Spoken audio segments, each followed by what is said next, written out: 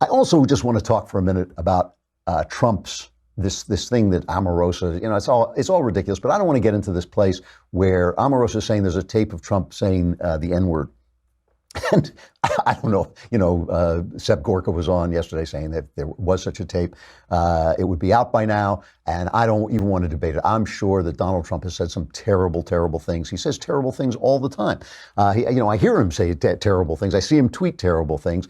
I will say, if he's a racist, I mean a true racist, a guy who's out to do harm to black people, he is the worst racist in history because black people are doing great in the Trump administration. He is elevating them. I truly don't think, as I said before, I think if you're for him, he's for you. If you're against him, he's against you. That's the way Trump works. But I do want to say this about the N-word, okay? George Carlin, I think back in the 60s, famous countercultural comedian. He kind of got swept up in the 60s counterculture, and he became this famous countercultural comedian. He used to do this routine called the 7 words you can't say on television. And he strung together every dirty word and just repeated them over and over again. And the idea was they had no meaning. It was just us saying, that these were dirty words. They weren't really dirty words.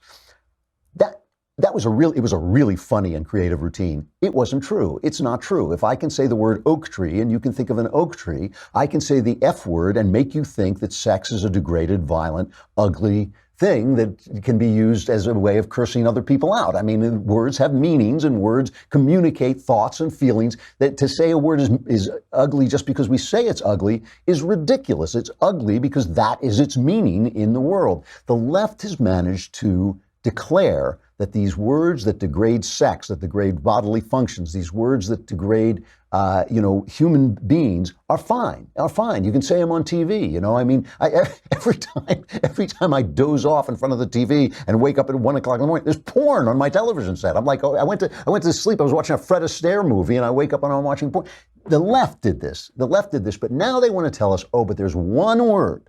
There is one word that is dispositive proof that this word has meaning suddenly. This word has meaning.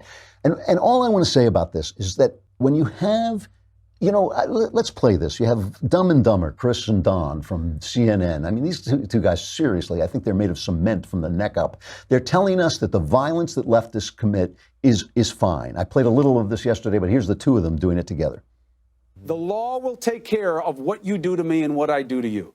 But to make it moral equivalence, when you're coming at me because I'm saying that you don't matter in this world as much as I do, those are not equivalent motivations that lead us into the confrontation. Well, sometimes you can't fight people by, praising them or being nice to them. You have to fight fire with fire sometimes. Listen, I'm not advocating. You should be your best. Those guys going after cops, going after the media, it's wrong. They did nothing productive. They did nothing to make anything better.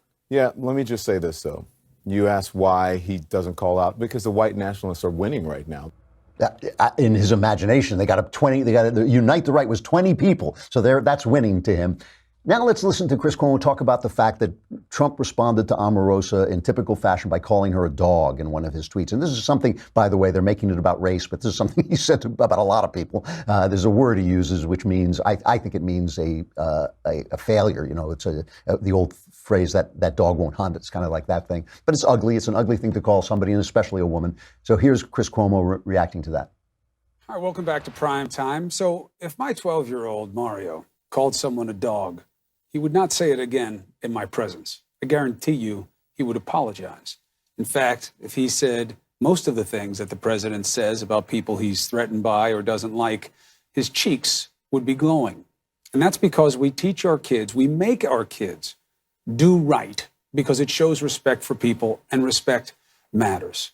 So don't defend President Trump calling Omarosa a dog. Don't defend him calling anyone a dog, period. Stop making it all okay, whatever Trump says. Fighting back is not automatically a virtue. Mama says, if you have nothing nice to say nothing for a reason. Same in your house, right? Discretion can be the better part of valor. Same in your house, right? Why? Because this kind of ugly talk is contagious. It creates a coarseness that leads to unintelligent confrontation.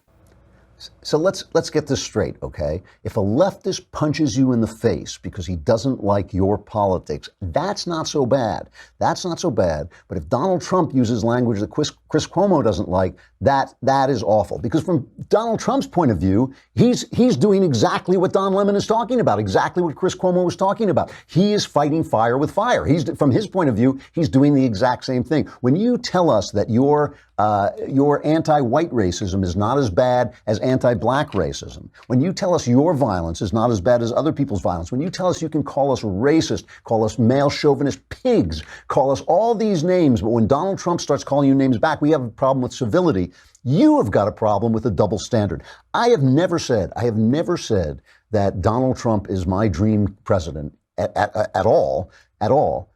But you have made it so that we either have to accept your double standard and surrender. I mean, there was a poll the other day that showed more Democrats support socialism than capitalism. I mean, that's an ignorance and stupidity beyond imagining. So if you ask me to choose between Donald Trump, who says dreadful things, says things that I like Chris Cuomo, would not accept in my house. If you're asking me to choose between that and slavery, the slavery of socialism, I'm going to choose that. That's the choice you've given me. That is the choice you've given me. Remember, Trump didn't run against Abraham Lincoln. He didn't run against George Washington. He ran against Hillary Clinton, one of the most dishonest, creepy presidential candidates there has ever been. Okay, so remember, we're still living in a binary world. I will not countenance Trump's use of any kind of language like this. I've talked about his rudeness. I've talked about the fact that it repels me, but the choice still remains. The choice still remains between this guy and a bunch of people who are racist. They say it's anti-white racism. That doesn't make it racism. Those words can come out of your mouth. Doesn't make them true. They're not true. If you make me choose between socialism and Trump, I'm going to pick Trump. So that is the real thing we're dealing with. And that's why I don't care about Omarosa. As far as I'm concerned, I want one of those Mission Impossible scenes where Omarosa pulls off her mask and she turns out to be Michael Wolff, and then Michael Wolff pulls off his mask and it turns out to be Dan Rather, because you guys have been doing this character assassination routine for a long, long time.